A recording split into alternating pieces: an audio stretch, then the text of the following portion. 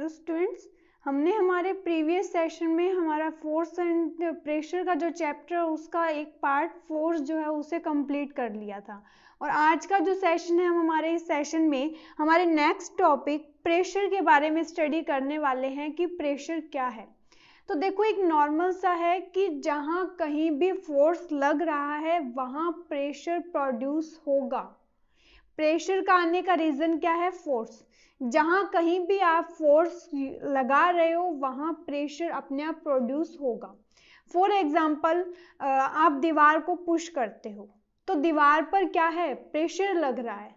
और प्रेशर जो है वो जब फोर्स आप जितना ज़्यादा लगाओगे प्रेशर उतना ज़्यादा ही प्रोड्यूस होगा। प्रेशर जितना फोर्स कम लगाओगे प्रेशर उतना ही कम प्रोड्यूस होगा। तो मतलब जो प्रेशर है वो किस पर डिपेंड कर रहा है? फोर्स पर डिपेंड कर रहा है। मान लो ये कोई पर्टिकुलर सरफेस है, इस सरफेस पर आपने फोर्स लगाया। आप जो फोर्स लगा रहे हैं वो एक पर्टिकुलर एरिया पर लग रहा है। जो आपने जो फोर्स लगाया वो एक पर्टिकुलर एरिया पर लग रहा है, ऐसा नहीं है कि पूरी सरफेस पर लग रहा है। आप दीवार को जब पुश करते हो जितना एरिया आपका हैंड कवर कर रहा है उतने एरिया पर ही प्रेशर डल रहा है। तो जो प्रेशर है वो एक पर्टिकुलर एरिया पर जब आप फोर्स लगाओगे तभी वो प्रोड्यूस होगा। तो देखो, प्रेशर का नॉर्मल डेफिनेशन क्या है? The unit force that acts on the per unit area of a surface is called pressure. यानी पर यूनिट एरिया पर आप जो फोर्स लगाओगे वो क्या है? वो प्रेशर है। एक एरिया होगा, जितना एरिया आपका हैंड कवर कर रहा है जब आप वॉल को पुश कर रहे हो तो वो एक पर्टिकुलर एरिया हो गया। उस एरिया पर आप जो फोर्स लगा रहे हो वही क्या है? प्रेशर है। नेक्स्ट देखो, the relationship between pressure and force can be defined as pressure is equal to force upon area on which it acts. यानी जो प्रेशर है वो किस पर डिपेंड कर रहा है? प्रेशर हमारा फोर्स पर, और जो एरिया है, जिस एरिया पर जितने एरिया आप कवर कर रहे हो फोर्स लगाने में उस एरिया पर डिपेंड कर रहा है। तो प्रेशर फोर्स और एरिया पर डिपेंड करता है। आप जितना ज्यादा प्रेशर लगाओगे फोर्स उतना ही ज्यादा लगेगा। तो देखो इसमें क्या आता है कि जो प्रेशर है, देखो प्रेशर को हम P से डिनोट करेंगे, फोर्स को हम F से डिनोट करेंगे और एरिया को हम कैपिटल A से डिनोट करेंगे। तो देखो क्या आता है आपके पास कि जो प्रेशर है वो किसके प्रोपोर्शनल आएगा? आपके पास F के प्रोपोर्शनल आएगा। और A क्या है? 1 के अपॉन, मान लो 1 अपॉन है तो pressure inversely proportional to area. तो देखो इस रिलेशन का प्रेशर और फोर्स के बीच में प्रोपोर्शनल का रिलेशन और प्रेशर और एरिया के बीच में इनवर्सली प्रोपोर्शनल का रिलेशन है। जो प्रेशर है वो कब इंक्रीज होगा? जब आप जितना ज्यादा फोर्स लगाओगे उतना ही ज्यादा प्रेशर लगेगा। यानी जिस सरफेस पर आप फोर्स लगा रहे हो उस सरफेस पर उतना ही ज्यादा प्रेशर आएगा। तो जो प्रेशर है वो फोर्स पर डिपेंड कर रहा है। कैसे डिपेंड कर रहा है? कि अगर फोर्स को इंक्रीज किया तो प्रेशर भी इंक्रीज होगा, फोर्स को इंक्रीज किया तो प्रेशर भी इंक्रीज होगा। तो प्रेशर फोर्स अगर आप इंक्रीज करते हो तो प्रेशर भी इंक्रीज होगा। सेकंड जो रिलेशन है वो क्या आता है कि प्रेशर जो है इनवर्सली प्रोपोर्शनल है एरिया के। अगर आप एरिया को बढ़ाते हो, इसका अपोजिट है, तो प्रेशर क्या होगा? कम होगा। और अगर आप एरिया को कम करते हो, अगर आप एरिया को कम करते हो तो प्रेशर क्या होगा? बढ़ जाएगा। कैसे?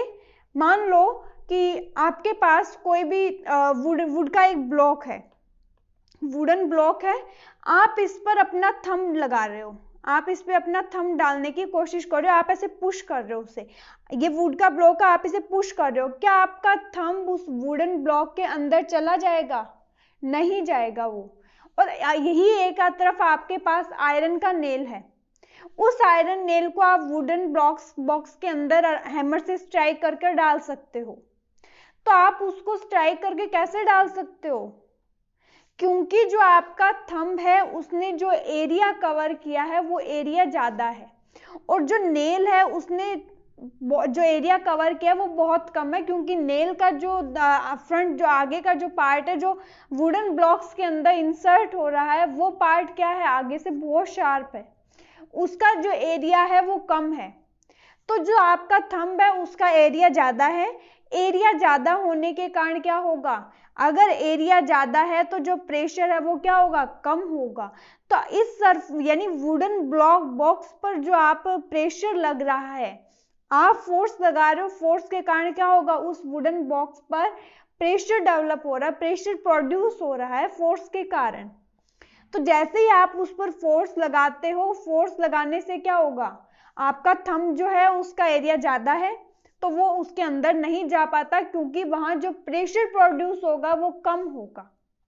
और यही सिमिलरली आपके पास एक आयरन नेल है, आप उतना ही प्रेशर उस पर लगा रहे हो, तो वो प्रेशर लगाने से, या नॉर्मल नेल जो है, जो हार्डबोर्ड पर नेल लगाते हैं, हार्डबोर्ड नेल भी ले लो, वो नेल अगर आप उसे नॉर्मल थंब से अगर उस पर प्रेशर डालते हो तो वो उसके अंदर चली जाती है, उसमें इंसर्ट हो जाएगी। तो इंसर्ट होने का रीजन क्या है, क्योंकि उस नेल का जो एरिया है वो बहुत कम है। कम होने के कारण वहां वुडन जो बॉक्स है उस पर सरफेस पर जो प्रेशर है वो हाई डेवलप होगा, तभी वो उसके अंदर चली जाती है। इन सब के एग्जांपल्स को हम आगे डिटेल में देखेंगे। देखो पहले, यानी अभी टोटली आप इतना समझो कि जो प्रेशर है वो फोर्स इंक्रीज होने के साथ साथ प्रेशर भी इंक्रीज होगा, और अगर एरिया आप बढ़ाते हो तो जो प्रेशर है वो कम होगा। ठीक है, अब देखो इसमें हमारा नेक्स्ट पॉइंट क्या आता है, इसी चीज को यहाँ डिफाइन किया। देखो, from this formula we can say pressure is indirectly proportional to the area, thus pressure decreases with increases in area. अगर आप प्रेशर को प्रेशर कब इंक्रीज होगा, जब एरिया डिक्रीज होगा, एरिया कम होगा तो प्रेशर बढ़ जाएगा। And increases with decreases in area, अगर आप एरिया को बढ़ाओगे तो प्रेशर कम होगा, एरिया को अगर आप कम करोगे तो प्रेशर क्या होगा, बढ़ जाएगा।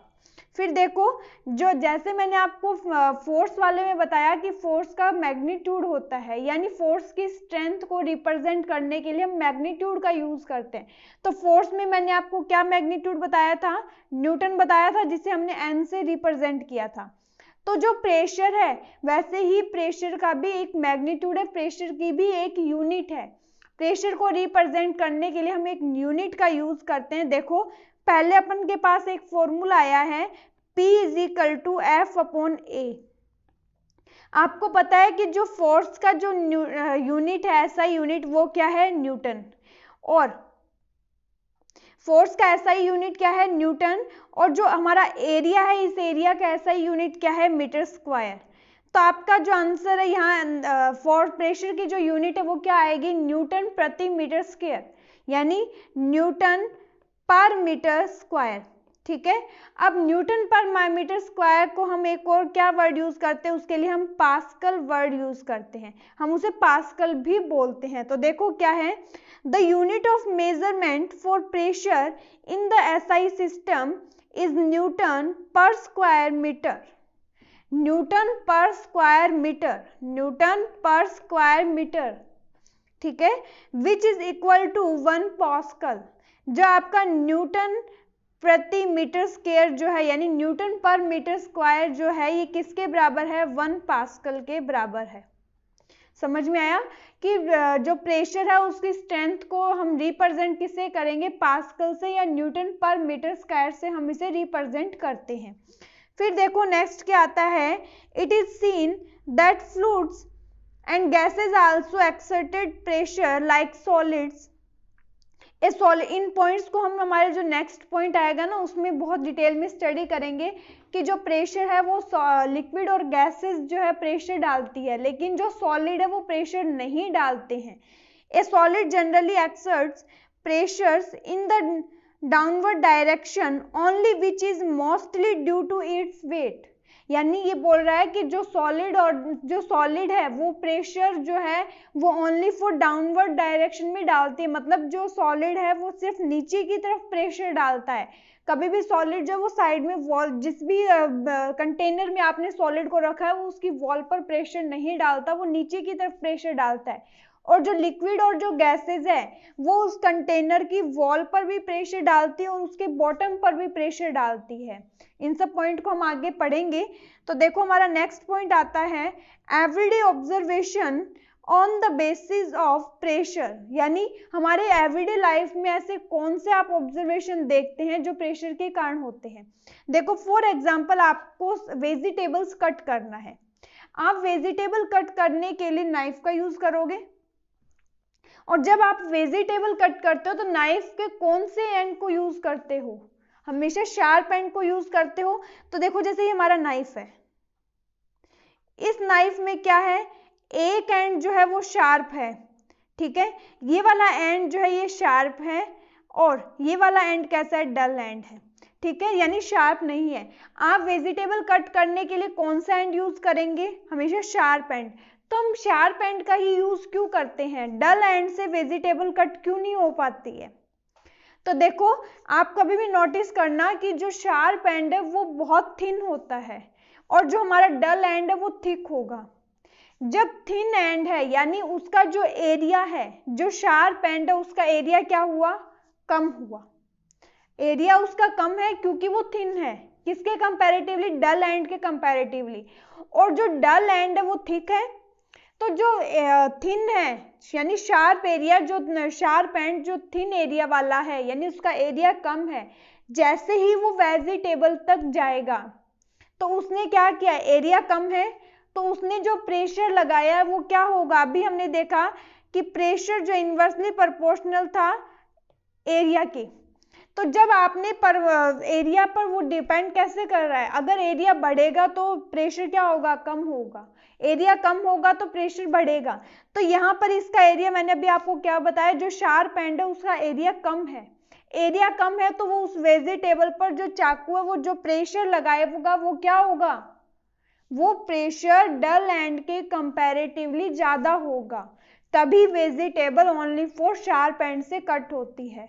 जो वेजिटेबल है उनके शार्प एंड से कट होने का रीजन क्या है, क्योंकि शार्प एंड का एरिया कम है, एरिया कम होने के कारण वो जो वेजिटेबल की सरफेस पर जो प्रेशर डालेगा, यानी फोर्स आपने लगाया चाकू पर, प्रेशर कहाँ डल रहा है, उस वेजिटेबल की सरफेस पर डल रहा है, तो वहां जो प्रेशर डल रहा है वो प्रेशर क्या होगा, ज्यादा होगा।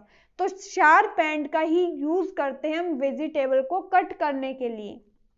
देखो क्या है, when we cut an apple we need to use the sharp edge of the knife instead of blunt knife because the sharp edge of knife has small surface area, जो sharp edge है उसका वहां पर small surface area होगा, and we need to exert less force with high pressure to cut the apple। तो जैसे ही हम जो कम एरिया वाला जो साइड होगा अगर आप उसे कट करोगे तो सरफेस पर जो प्रेशर है वो ज्यादा डेवलप होगा और वो वेजिटेबल कट हो जाएगी।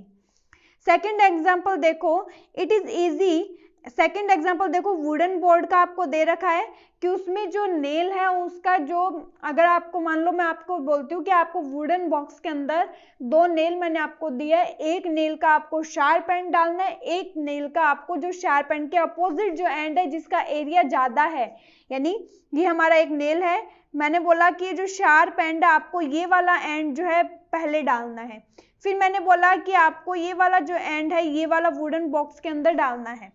तो आपके लिए कौन सा नेल वुडन बॉक्स में डालना इजी होगा, ये वाला आप इजीली डाल पाओगे या ये वाला डाल पाओगे, तो जो शार्प एंड है उस नेल को डालना आसान होगा। क्यों होगा, क्योंकि जो उसका जो इंसर्टेड पार्ट है उसका एरिया क्या है, बहुत कम है। जब इसका एरिया हमने बोला कि कम है तो इससे जो प्रेशर लगेगा वो प्रेशर क्या होगा, ज्यादा होगा, प्रेशर ज्यादा होगा तो वो इजीली अंदर चली जाएगी। लेकिन जब आप जो इसका एंड शार्प नहीं है अगर उस एंड को आप डालोगे तो क्या होगा, उसका एरिया ज्यादा है, एरिया ज्यादा है तो जब वो अंदर जाएगा तो वहां पर जो प्रेशर लगेगा वो प्रेशर क्या होगा, कम होगा।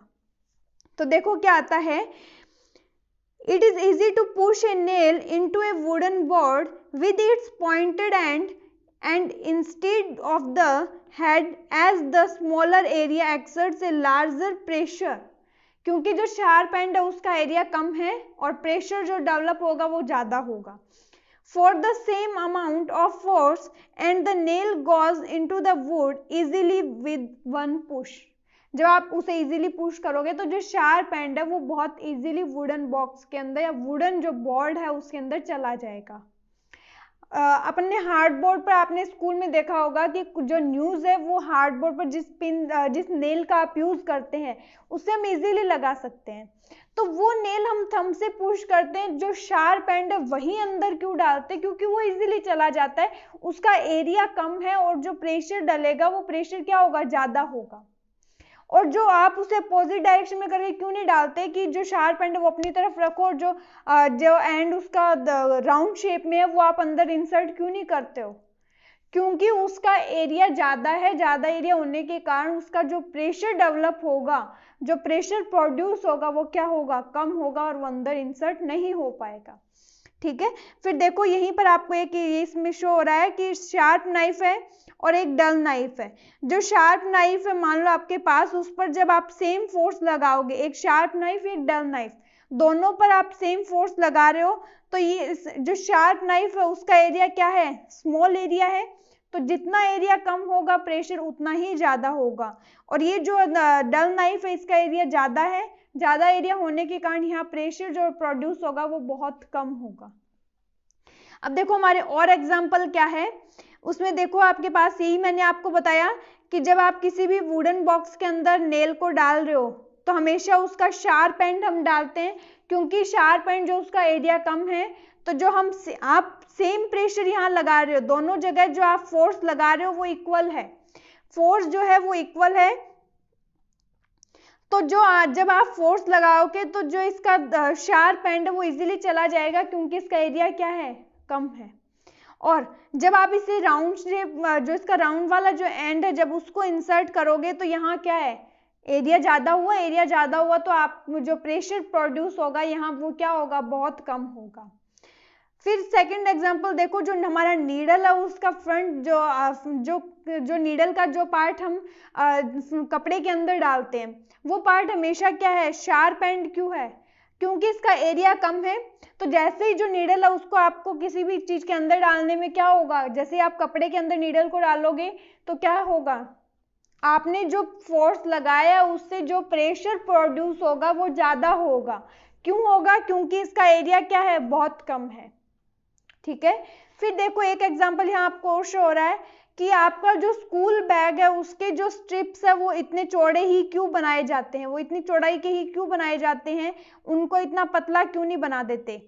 तो जो आपके स्ट्रिप्स हैं उनको चौड़ा क्यों बनाया जाता है, इसका रीजन क्या है कि अगर वो ज्यादा चौड़ाई के बनाए जाएंगे, क्यों ना हम उसको पतला बना ले, पतला बनाएंगे तो कपड़ा कम लगेगा, हो सकता है आपका बैग कम पैसों में मिल जाए, लेकिन उसको चौड़ा इसलिए बनाया जाता है ताकि एरिया जो है आपके शोल्डर पर जब आप बैग को लगाओगे तो आपके शोल्डर पर जो एरिया है, आपका स्ट्रैप इतना आएगा, जब आपके शोल्डर पर जो बैग का स्ट्रिप आएगा तो क्या होगा, उसने जो एरिया कवर किया है वो एरिया कवर किया वो क्या होगा, ज्यादा होगा।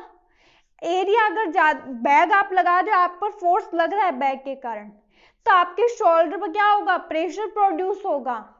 तो जो एरिया है वो अगर ज्यादा चौड़ाई के अगर स्ट्रिप्स बनाए जाते हैं तो क्या होगा, इसका एरिया क्या है, इसका एरिया ज्यादा है और इसका एरिया क्या है, कम है। अगर एरिया ज्यादा है तो जो प्रेशर लगेगा वो क्या लगेगा, कम लगेगा। तो जैसे ही आप बैग को अपने शोल्डर पर लगाओगे, स्ट्रिप ज्यादा चौड़ाई की है, तो आप जितना फोर्स बैग लगा रहे हो उतना प्रेशर वहां प्रोड्यूस नहीं हो पाएगा, क्योंकि जो एरिया है आपके बैग के स्ट्रिप्स का वो एरिया क्या है, ज्यादा है। एरिया ज्यादा होने के कारण क्या होगा कि जो प्रेशर प्रोड्यूस हो रहा है वो कम हो जाएगा। ठीक है, और अगर हम इसे कम चौड़ाई के बना दें तो फिर क्या होगा, एरिया कम हो जाएगा। जब एरिया कम है तो जो प्रेशर प्रोड्यूस होगा वो क्या होगा, ज्यादा होगा। ठीक है, तो बेसिकली जो हमारा प्रेशर है अगर आप फोर्स को बढ़ाओगे तो जो प्रेशर है वो भी बढ़ेगा, फोर्स को बढ़ाया तो प्रेशर भी बढ़ेगा, अगर आपने प्रेशर को कम किया तो जो फोर्स है वो भी कम होगा। और एरिया पर कैसे डिपेंड करेगा, अगर आप प्रेशर को बढ़ाते हो तो जो हमारा एरिया है वो कैसे होगा, कम होगा, और अगर आप प्रेशर को कम करते हो तो एरिया क्या होगा, बढ़ जाएगा। तो प्रेशर और एरिया, जो फोर्स और एरिया पर डिपेंड करता है प्रेशर, इतना आप लोगों को समझ में आया होगा। हमारा जो नेक्स्ट पॉइंट इसी के अंदर आता है, pressure, the pressure exerted by liquids and gases. देखो इस पॉइंट के बारे में समझने से पहले हम एक चीज समझते हैं कि जो सॉलिड है, लिक्विड और जो गैसेज है, टोटल 3 स्टेट है किसी भी मैटर की। जो सॉलिड स्टेट है उसमें क्या होता है, जो कोई भी आपके पास सॉलिड स्टेट का कोई भी आपके पास कोई मैटर है, वो सॉलिड क्या करेगा, उसमें पार्टिकल्स बहुत पास है, यानी टाइटली एक दूसरे से बहुत पास है, उनमें स्ट्रॉन्ग बॉन्ड बना हुआ है। तो जो प्रेशर है, प्रेशर के पार्टिकल्स इस तरह से अपने बिल्कुल पास रहते हैं। तो यानी जब आप प्रेशर, तो किसी सॉलिड पर प्रेशर डालोगे तो वो उसके जो पार्टिकल्स है वो ऑलरेडी पास है, उनके बीच में स्पेस नहीं है, तो उस पर प्रेशर का इफेक्ट नहीं आएगा, ठीक है। और जो आपका लिक्विड है उसमें पार्टिकल्स थोड़ा सॉलिड के कंपैरेटिवली दूर दूर हैं, तो जब आप किसी लिक्विड पर प्रेशर डालोगे तो उसके पार्टिकल्स क्या होंगे, एक दूसरे के पास आ जाएंगे। और मान लो आपके पास गैस है, गैस में पार्टिकल्स जो है बहुत दूर दूर हैं, गैस के जो पार्टिकल्स है वो इस तरह से बहुत दूर है, जब आप गैस पर प्रेशर डालोगे तो उसके पार्टिकल बहुत नजदीक है, बहुत पास आ जाएंगे। तो यानी जो प्रेशर है, प्रेशर में हम जो उसके मॉलिक्यूल्स हैं उनका जो मूवमेंट है वो हम नहीं देख सकते, किसमें, सॉलिड में। लिक्विड के अंदर हम मॉलिक्यूल्स का जो मूवमेंट है वो थोड़ा कम होगा, किसके कंपैरेटिवली, गैस के कंपैरेटिवली, और सॉलिड के कंपैरेटिवली क्या होगा, ज्यादा होगा। और गैसेस में प्रेशर का इफेक्ट सबसे ज्यादा देखने को मिलेगा, क्योंकि जैसे आप प्रेशर लगाओगे उसके मॉलिक्यूल्स बहुत पास आ जाएंगे, पहले क्या थे, बहुत दूर दूर थे। तो जो गैसेस के मॉलिक्यूल है वो बहुत दूर दूर है। अब देखो जो प्रेशर है उसका एक पर्टिकुलर शेप होगा, क्योंकि उसके मॉलिक्यूल्स पास पास हैं, तो प्रेशर, जो सॉलिड है उसका पर्टिकुलर शेप हमेशा रहेगा। लेकिन जो लिक्विड है, अब जैसे नल ऑन किया, नल ऑन करते ही पानी आया, मैंने आपको बोला कि इस पानी का आप शेप बताओ, तो आप बोलोगे मैम हमें नहीं पता। तो जो पानी है, अगर इसी पानी को मैं किसी गिलास के अंदर डाल दूं तो आप क्या बोलोगे, मैम ये जो गिलास है हमारा सिलेंड्रिकल है, और जो इसके अंदर हमने पानी डाला है तो पानी की शेप भी कैसी हो गई, सिलेंड्रिकल हो गई, ठीक है। और जो गैस है वो भी, गैस आप जिस कंटेनर में उसको स्टोर करोगे वो उसी कंटेनर की शेप ले लेगा। तो जो लिक्विड है और जो गैसेस है उनके पास ऐसा कैरेक्टर प्रेजेंट है कि आप उन्हें जिस भी कंटेनर में स्टोर करोगे वो उसी की शेप को ले लेगा। तो देखो जो हमारा प्रेशर है वो लिक्विड और गैसेस पर कैसे लगता है, देखो सबसे पहले देखो आप इसके लिए एक एग्जांपल देखो कि लिक्विड एक्सर्टेड, जो लिक्विड है, अभी मैंने आपको बोला कि जब आप किसी, मान लो ये आपके पास कोई कंटेनर है, इसमें आपने पानी डाला, जब आप इसके अंदर पानी डालोगे, आप इसके अंदर वाटर डाल रहे हो, वाटर आप इसमें इंसर्ट कर रहे हो, तो ये जो वाटर आप डाल रहे हो, क्या ये वाटर यहाँ हवा में रहेगा, ऐसा नहीं होगा कि बॉटम पे ना आए, क्या ऐसी सिचुएशन आती है, नहीं आती। ये वाटर जो है ये डायरेक्टली बॉटम तक क्यों आ रहा है, लास्ट सेशन में हमने पढ़ा था कि वाटर जो है वो कोई भी, जो हमारी अर्थ है वो हर एक ऑब्जेक्ट पर क्या लगा रही है, ग्रेविटेशनल फोर्स लगा रही है।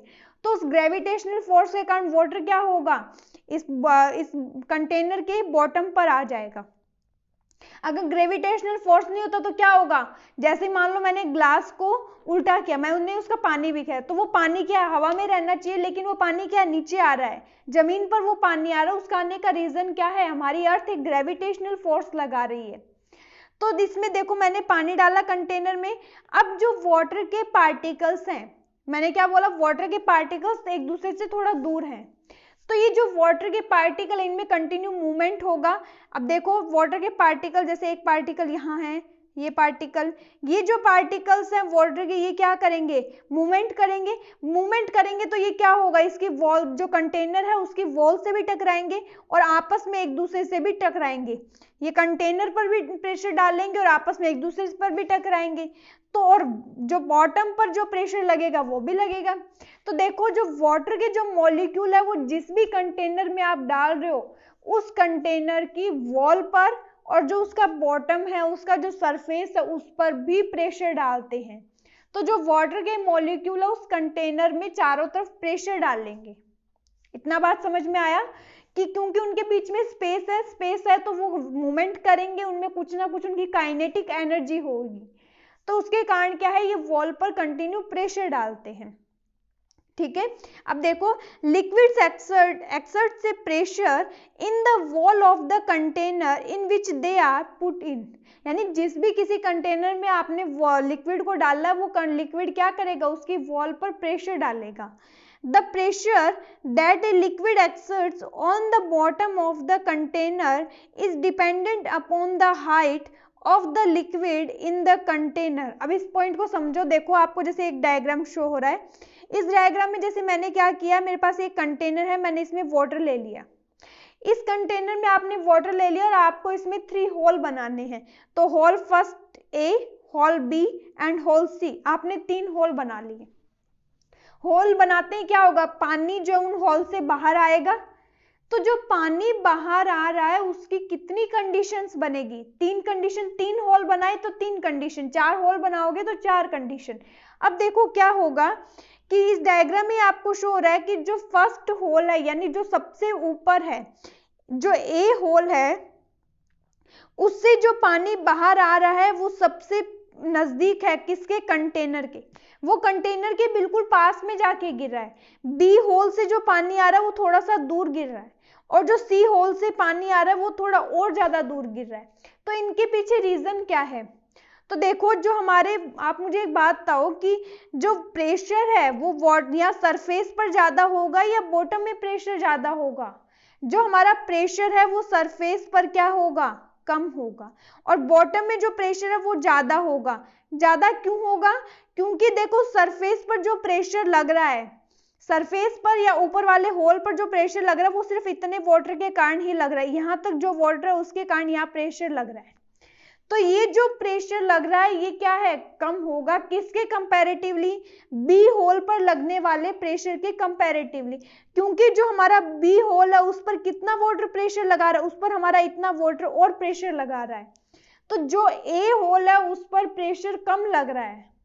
अगर प्रेशर कम लग रहा है, यहाँ क्या है, प्रेशर कम लग रहा है, प्रेशर कम लगने के कारण क्या होगा, ये बहुत कंटेनर के बिल्कुल पास आकर गिरेगा।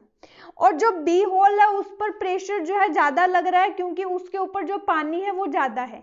पानी ज्यादा है तो बी होल पर जो प्रेशर लग रहा है वो भी ज्यादा होगा। और जो हमारा सी होल है वहां क्या होगा, प्रेशर जो है इतने वाटर के कारण और लग रहा है। ऊपर जो वाटर प्रेशर डाल रहा था वो वाटर जो सी होल है वहां पर भी प्रेशर डाल रहा है। तो जो प्रेशर ज्यादा है सी होल पर प्रेशर होने के कारण पानी बहुत स्पीडली बाहर आएगा, और जब पानी स्पीडली बाहर आएगा तो वो ज्यादा डिस्टेंस तक जाएगा। तो यहाँ आपको इस एक्टिविटी से पता लगा कि जो हमारा प्रेशर है, अगर आपने किसी कंटेनर में होल बना दिए और जो हमारा वाटर जो बाहर निकल रहा है, वाटर कितने डिस्टेंस पर जाके गिर रहा है, वो किस पर डिपेंड कर रहा है, डेप्थ पर डिपेंड कर रहा है। कि जैसे जैसे देखो डेप्थ बढ़ेगी, नीचे आओगे, ये ए होल था, यहाँ हमारा बी होल था, यहाँ हमारा सी होल था। तो जैसे जैसे आप डेप्थ में आ रहे हो, यानी सी होल तक की आप बात कर रहे हो, तो वहां क्या होगा, प्रेशर इंक्रीज होगा। प्रेशर इंक्रीज होगा तो सी होल से जो पानी गिरेगा वो बहुत दूर तक गिरेगा, और बी होल जो है वो थोड़ा ऊपर है, यानी इसका जो डेप्थ है वो थोड़ा कम है सी के कंपैरेटिवली। तो इसका जो पानी है वो कम डिस्टेंस तक जाएगा। और जो हमारा ए होल है वहां पर डेप्थ जो है वो सबसे कम है, तो यहाँ जो पानी आएगा बाहर वो क्या है, कंटेनर के बिल्कुल पास में आएगा। तो देखो जो हमारा किसी भी कंटेनर में जो पानी है, जो लिक्विड है, जो बाहर आ रहा है, वो किस पर डिपेंड कर रहा है, डेप्थ पर डिपेंड कर रहा है। कि जैसे जैसे डेप्थ बढ़ेगी, जो पानी का जो बाहर आने का जो प्रेशर है, जो स्पीड है, वो भी बढ़ जाएगी। तो देखो ये क्या बोल रहा है, the pressure that a liquid exerts on the bottom of the container, यानी कंटेनर के बॉटम पर जो प्रेशर लग रहा है is depends upon the height of the liquid in the container, यानी आप कितनी हाइट तक उस कंटेनर के अंदर वाटर डाल रहे हो वो उस पर डिपेंड करेगा। तो इस एक्टिविटी को आप इजीली डिफाइन कर सकते हो कि जो ए होल है वहां पर प्रेशर कम है, प्रेशर कम होने के कारण पानी क्या है, कम डिस्टेंस को क्रॉस करेगा, यानी कंटेनर के बिल्कुल पास आएगा। बी होल है वहां पर प्रेशर ज्यादा है क्योंकि ऊपर पानी क्या है, ज्यादा है। पानी ज्यादा होने के कारण क्या होगा, पानी जो बाहर आ रहा है बी होल से वो थोड़ा दूर जाके गिरेगा, और जो सी होल है उसके ऊपर पानी और भी ज्यादा है, तो वहां जो प्रेशर है वो और भी ज्यादा है, तो पानी थोड़ा और दूर जाकर गिरेगा। अब देखो सेकंड एक्टिविटी यहाँ आपको शो हो रही है कि हमने यहाँ पर 3 होल किए हैं, तीनों होल सेम डेप्थ पर हैं। एक बोतल आपके पास, उस बोतल पर आपने 3 होल किए, तीनों होल सेम डेप्थ पर है, तो क्या होगा, पानी जो है बोतल से सेम डिस्टेंस पर जाकर गिरेगा, यानी जितना डिस्टेंस पर होल 1 से गिरेगा उतनी डिस्टेंस पर होल 2 से, उतने ही डिस्टेंस पर होल 3 से पानी बाहर आएगा, क्योंकि आपने जो होल बनाए वो सेम डेप्थ पर बनाए हैं। तो जो हमारा वाटर है वो जो बाहर आ रहा है उसने कितना डिस्टेंस क्रॉस किया कंटेनर से, वो कितनी दूर जाकर पानी गिरा, वो किस पर डिपेंड कर रहा है, प्रेशर, वो डिपेंड कर रहा है डेप्थ पर। तो यहाँ सेम डेप्थ पर अगर आप होल बनाते हो तो क्या होगा, सेम बॉटल से सेम डिस्टेंस पर जाकर पानी बाहर आएगा, ठीक है। और फिर देखो एक एक्टिविटी यहाँ और है कि आपके पास एक ग्लास का ट्यूब है, ठीक है, उस ट्यूब के आपने एक कॉर्नर पर बैलून बांध दिया, यानी या रबर शीट बोल दो, और एक टेस्ट ट्यूब और उस पर भी आपने बैलून को बांध दिया। अब क्या किया आपने, जो आपके पास फर्स्ट टेस्ट ट्यूब है, जो ग्लास ट्यूब है, उसमें आपने हाफ तक पानी डाला, और एक जो सेकंड ट्यूब है आपके पास ग्लास ट्यूब, उसको आपने लगभग पूरा फिल कर दिया। तो कौन सा बैलून ज्यादा फूल जाएगा दोनों में से, तो जिस ग्लास ट्यूब में आपने ज्यादा पानी डाला है उस ग्लास ट्यूब से बंधा हुआ जो बैलून है वो ज्यादा फूल जाएगा। क्यों फूलेगा, क्योंकि उस बैलून पर जो प्रेशर डल रहा है इस पानी का जो प्रेशर डल रहा है वो क्या होगा, ज्यादा होगा, क्योंकि जो पानी है उसमें ज्यादा है, पानी का वेट ज्यादा हो गया। जब पानी का वेट ज्यादा है तो उससे जो प्रेशर डलेगा बैलून की वॉल पर वो क्या होगा, ज्यादा होगा। और जिसमें पानी आपने कम डाला, जिस ग्लास ट्यूब में, उसमें जो प्रेशर लगेगा वो प्रेशर क्या होगा, कम होगा। किसके कंपैरेटिवली, जिसमें आपने पूरा पानी से ग्लास ट्यूब को फिल किया है।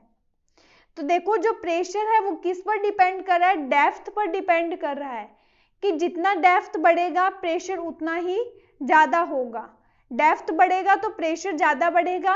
और अगर वेट कम है, वेट कम कैसे पता लगा कि यहाँ पर जैसे देखो वेट किस ग्लास ट्यूब में ज्यादा है पानी का, जो हमारी सेकंड वाली जो ग्लास ट्यूब है उसमें पानी का वेट ज्यादा है, पानी का वेट ज्यादा है तो जो बलून पर जो प्रेशर डलेगा वो क्या होगा, ज्यादा होगा।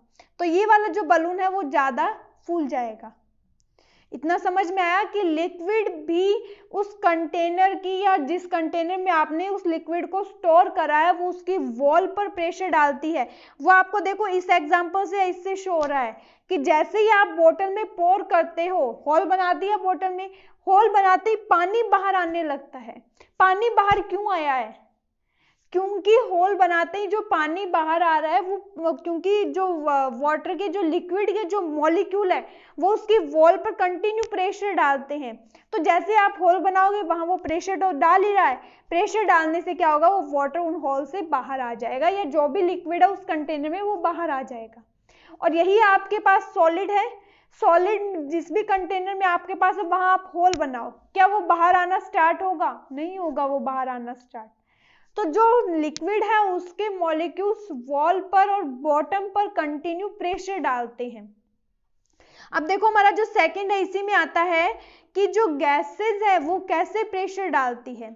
मैंने आपको बताया कि जो गैसेस के जो पार्टिकल्स है वो एक दूसरे से क्या है, बहुत दूर दूर है। गैसेस के पार्टिकल बहुत दूर दूर है, इनकी जो काइनेटिक एनर्जी, देखो इस डायग्राम में आपको शो हो रहा है, जो गैसेस के पार्टिकल्स है वो एक दूसरे से बहुत दूर है। ये गैसेस के पार्टिकल आपने गैस को जिस किसी भी कंटेनर में स्टोर किया, जैसे लिक्विड के मॉलिक्यूल्स प्रेशर डाल रहे थे, वैसे ही गैसेस के मॉलिक्यूल भी क्या करते हैं, जैसे ये प्रेशर डाल रहे हैं उस कंटेनर की वॉल पर, और आपस में भी एक दूसरे से ये टकराएंगी, यानी कि एक दूसरे पर भी प्रेशर डालेंगे, टक्कर करेंगे तो प्रेशर डालेगा, और वॉल पर भी कंटिन्यू प्रेशर डालेंगे।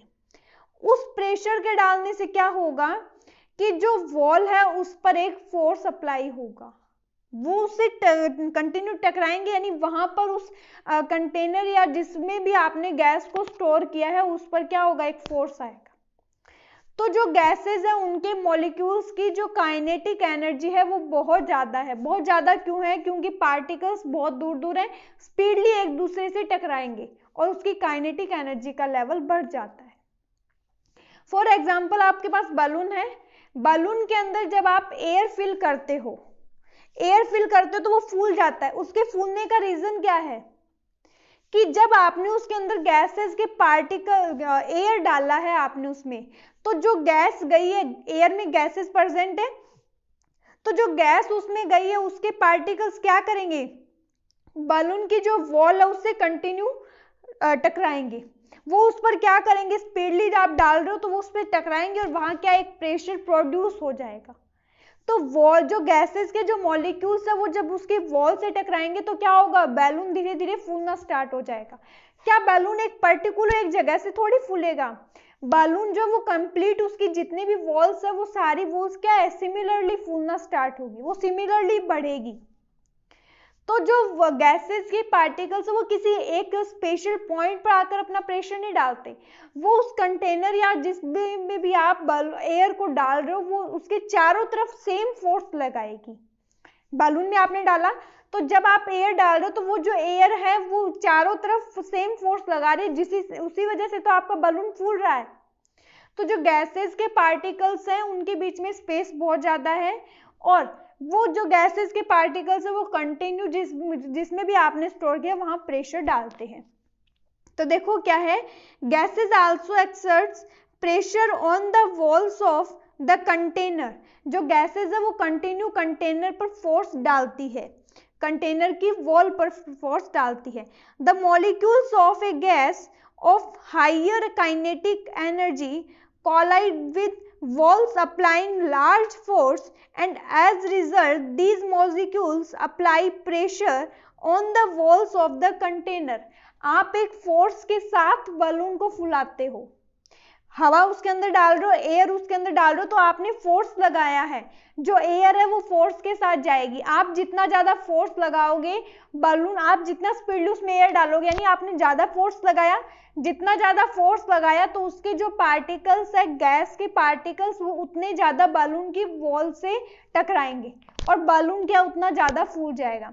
लेकिन आपने देखा होगा जब आप एक लिमिट के बाद अगर उसमें एयर डाल रहे हो तो क्या होगा, जो बलून की जो वॉल है उन पर प्रेशर बहुत ज्यादा बढ़ जाएगा। देखो आपने एयर डाला, आपने हाई प्रेशर से एयर डाला, यानी आपने फोर्स ज्यादा लगाया। जब आपने फोर्स ज्यादा लगाया तो मैंने आपको स्टार्टिंग में ही बताया था कि जो हमारा प्रेशर है वो भी क्या होगा, इंक्रीज होगा। तो जब आप एयर फोर्स के साथ डाल रहे हो प्रेशर ज्यादा होगा और वो बलून फूल जाएगा। लेकिन एक लिमिट के बाद भी अगर आप उसके अंदर एयर डाल रहे हो, उसे फुला रहे हो, तो बलून फट जाता है, क्योंकि उसकी वॉल पर जो प्रेशर है वो बहुत ज्यादा बढ़ जाएगा। देखो जैसे कि जब आपने बलून को उसमें एयर फिल किया, आपने फोर्स लगाया, तो फोर्स लगाने से क्या होगा, ये हमारा जो बलून है वो फूल जाएगा, और जब बहुत ज्यादा एयर डालोगे तो वो फट जाता है। देखो जैसे इस एक्टिविटी में आपको शो हो रहा है कि जब हम बहुत ज्यादा एयर डालेंगे तो बलून हमारा फूट जाता है। ठीक वैसे ही अपने जो साइकिल के जो आपके टायर्स हैं, आप जब उनमें हवा पंप करते हो तो ऐसा तो नहीं है कि जब हवा पंप करते हो तो एक पर्टिकुलर जगह से आपका टायर फूल जाता है, नहीं, वो चारों तरफ से सिमिलरली फूलता है, क्योंकि जो एयर आप उसमें पंप के थ्रू डाल रहे हैं वो क्या होगी, वो एयर पूरे टायर के अंदर फैलेगी। जितना ज्यादा फोर्स से आप प्रेशर फोर्स लगाओगे पंप पर, उतना ही जल्दी आपका जो टायर है वो फूल जाएगा। उसका रीजन क्या है कि आपने जो फोर्स है, आपने फोर्स को बढ़ा दिया, आपने फोर्स को बढ़ाया, तो फोर्स के बढ़ाने से क्या हुआ, जो प्रेशर है वो भी बढ़ गया। फोर्स बढ़ाया, प्रेशर बढ़ा, प्रेशर बढ़ा तो टायर इजीली फूल जाएगा। तो देखो इसमें यहाँ ये है कि जो लिक्विड और जो गैस है वो भी प्रेशर को प्रोड्यूस करती है। लिक्विड और गैस अब जिस भी कंटेनर में स्टोर है वो उसकी वॉल पर, उसके बॉटम पर, मतलब उसमें चारों तरफ वो प्रेशर डालती है। और फिर देखो एक एग्जांपल और आता है कि प्रेशर जो है वो फोर्स पर कैसे डिपेंड कर रहा है, कि जो हमारे ट्रैक्टर वगैरह उनके जो टायर है वो इतने, आपकी साइकिल का टायर पतला है लेकिन जो ट्रैक्टर वगैरह या बड़ी जो हैवी व्हीकल्स हैं उनके टायर उतने चौड़े क्यों बनाए जाते हैं? ट्रैक्टर के टायर जो इतने चौड़े क्यों बनाए जाते हैं? देखो उनके टायर चौड़े इसलिए बनाए जाते हैं क्योंकि जो ट्रैक्टर है उनका वेट ज्यादा है, आपकी साइकिल का तो वेट कम है, लेकिन जो ट्रैक्टर है उसका वेट बहुत ज्यादा है। वेट ज्यादा है तो वो जो ट्रैक्टर जो फोर्स डालेगा, यानी वो सरफेस पर चलेगा, वो सरफेस पर चलेगा तो वहां पर जो वो सरफेस पर जो फोर्स लगाएगा वो फोर्स क्या होगा? वेट ज्यादा है, वेट ज्यादा है तो उसके कारण जो फोर्स होगा वो ज्यादा लगेगा और प्रेशर क्या होगा? फिर ज्यादा हो जाएगा। तो प्रेशर अगर ज्यादा हो गया तो हमारा जो सरफेस है वो नीचे धंस जाना चाहिए। ट्रैक्टर को हम खेत में चलाते हो तो मिट्टी के अंदर गड्ढा बना लेना चाहिए, वो मिट्टी में टायर जो है ट्रैक्टर का वो धंस जाना चाहिए, लेकिन ऐसा नहीं होता है। क्यों नहीं होता? क्योंकि जो हमारा ट्रैक्टर का जो टायर है वो चौड़ाई में बनाया जाता है, उसकी जो चौड़ाई है वो बहुत ज्यादा है। उसकी चौड़ाई ज्यादा होने के कारण क्या होगा? उसका एरिया क्या है? बढ़ गया। जब एरिया बढ़ गया तो क्या होगा? जो एरिया बढ़ जाने से हमारा प्रेशर क्या होगा? कम हो जाएगा। फिर फोर्स चाहे कितना भी ज्यादा क्यों ना हो, लेकिन जो एरिया कम हो रहा है तो जो एरिया हमारा बढ़ गया, टायर चौड़े बनाए तो एरिया बढ़ गया, तो उसके कारण जो फोर्स लगेगा वो बहुत ज्यादा एरिया पर लगेगा, तो क्या होगा? जो हमारा प्रेशर है वो अपने आप कम हो जाएगा और मिट्टी के अंदर जो टायर है वो नहीं धंस पाता।